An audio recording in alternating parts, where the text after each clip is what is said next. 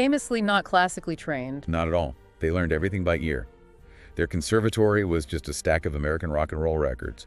Chuck Berry, Buddy Holly, that was their education. It was all instinct. Paul figuring out the piano by himself, Ringo's drumming style, which was so unique. It just came out of him. And what's so amazing is the level of sophistication they reached with zero formal notation.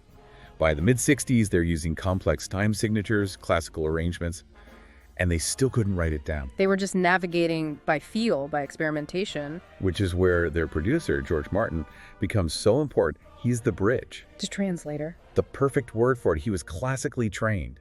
So Paul would literally sing a cello part he was hearing in his head for yesterday. Or John would try to describe the sound of orchestral chaos he wanted for A Day in the Life.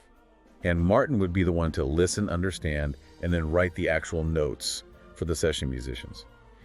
He validated their intuitive genius with his formal training. It was a revolutionary partnership. And Paul was really the one pushing for those classical elements, wasn't he? The string quartet on Yesterday, or making Eleanor Rigby with no guitars at all. He was, but again, he was learning by listening, not by studying. It was osmosis. And this gets to a really profound idea the sources bring up, the freedom of ignorance. Because they didn't know the rules, they weren't bound by them. Exactly. They were creating music with incredible structural complexity. I mean, listen to the time changes in Here Comes the Sun. Right. But because they didn't know what was supposedly impossible, they just did it. They were free. Which